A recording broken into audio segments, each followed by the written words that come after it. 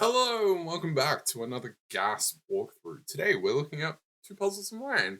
My name is Bill Murphy. I create approachable variant Sudoku, but I also make classics from time to time. I'm one of our employees here at Gas HQ. Uh, we also have Clover and Philip, and occasionally James Sinclair whenever he's around. You'll see a puzzle of his tomorrow on the channel. But today you have two classic Sudoku from me. Science fiction double feature. Yes, that is a Rocky Horror reference.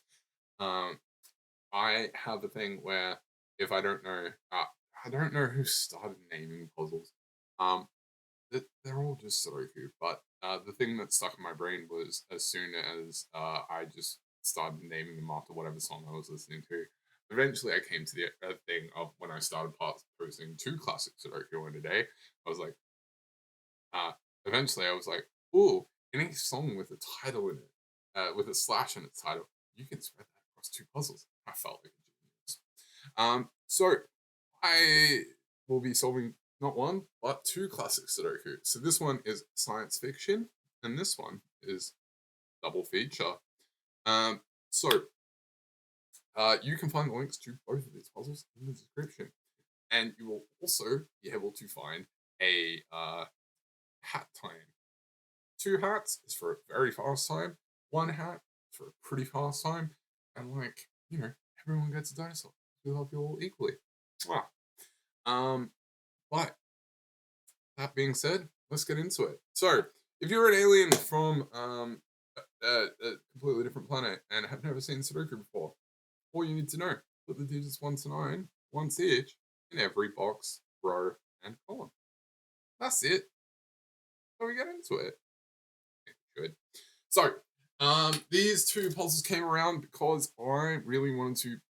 I kind of get roasted because I love rotationally symmetrical puzzles. Like, if you took both of these and you rotated it, you would get the same arrangement of digits, and I love that.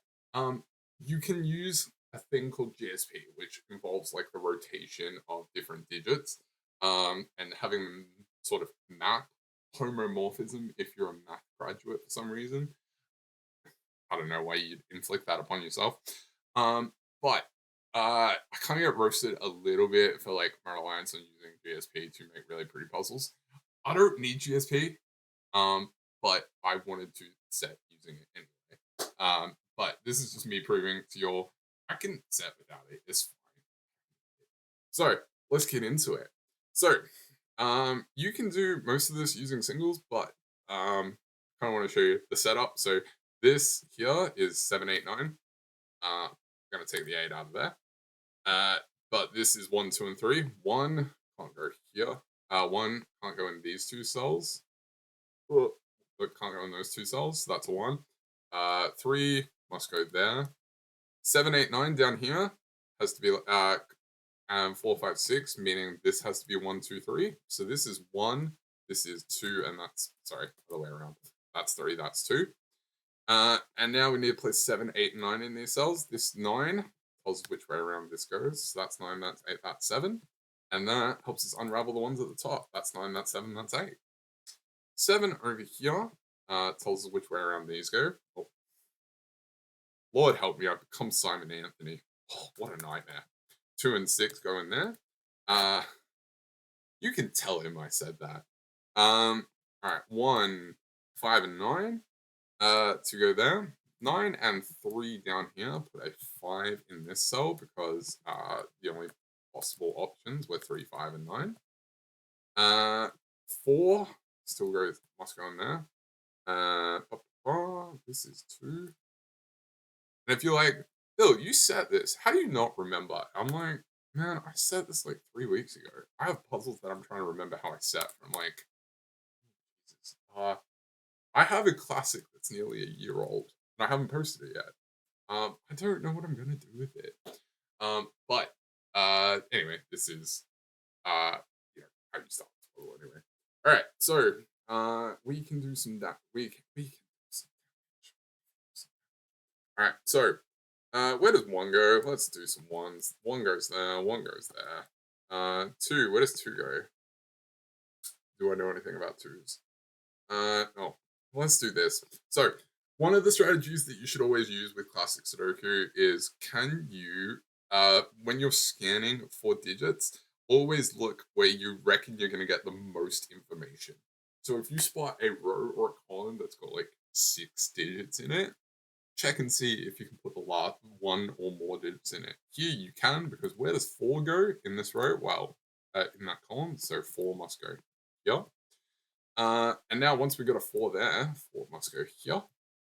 This is 5 and 6. I can't quite do that just yet. Uh, but what I can do is I can put a 4 in row 9 because it can't go in either of those cells. So that's 4. 5 and 4. This is 6 down here. And 5. 3 and 7. 5 and 6. Ba, ba, ba. Okay, 2 and 3. Oh yeah, 2 and 3 go down here. This is 6 and 8, 5 and 9, 8, 7, 8. 2, 7, and 9 to place in box 3. Well, 9 can't go in there or there, so that's 9. That's 2, that's 7. This is 2, 3, and 2. It's 3 and 7 left to place in column 9. We know which way around those go because I got a 7 there and a 3 there. 8 and 6 in box 7. 8 and 6 go that way because we've got those two. And finally, we have 4 and 5. So that is science fiction. It did not take me to 215. But that was me just practicing, seeing if I remembered how to solve this. Also, fun fact before I jump into the next puzzle, I have a job interview where, weirdly, solving problems and annotating them and talking about what I'm thinking about is actually what I'm going for tomorrow. What they're testing me on my ability to do. So, oh, it's tomorrow for me, but you'll see this literally like hours after I did it. So, like, you know, wish me good luck or something. I don't know. All right, this is a double feature. So, if you remember literally moments ago when I said you should probably be looking in the space where it looks like I left a bunch of information, that's a really good place to be looking. So, yes, up here, I need to place 1, 2, and 3. This cell sees 1 and 2, so this must be 3. Now I need to place 1 and a 2. That one here tells us which way around that goes. 4, 5, and 6 left to be placed down here. This cell sees 4 and 5, so that must be a 6. This cell sees a 4, so I know which way around that goes. Now, I literally did just tell you, if you were looking for information in a puzzle, you should look at where the most digits are. Now, when I was making this puzzle, I definitely intended for you to try and think about this. So, there are 2 places where you can and should be looking here. Mainly because like you could fish around for digits, like you could go, that's 5, so there. And that's fine. You could be looking for like there's a 6 that goes there, right? But what was intended was here, this 4, 8, 6, and 9, and this 2, 3, 5, and 7, both see that cell. So that's now you can place a 6 here. Oh, that's a 6. This is an 8, and this is a 4. Over here, 5, 2, 6, 7, 1, 3, 8, and 9 means that this is a 4. This 1 and 3 up here, see this 8. And this 1 over here tells us how this 1 and 3 go around. So that was actually the intended route. I said it on my video yesterday. However you do these is entirely up to you.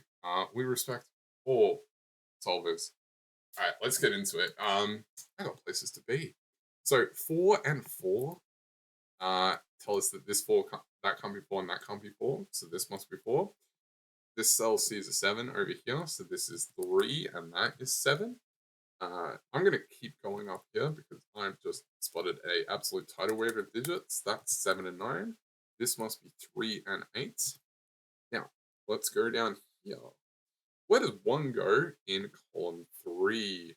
Can't go there because I've got a 1 in box 4. I can't go there, so this must be 1.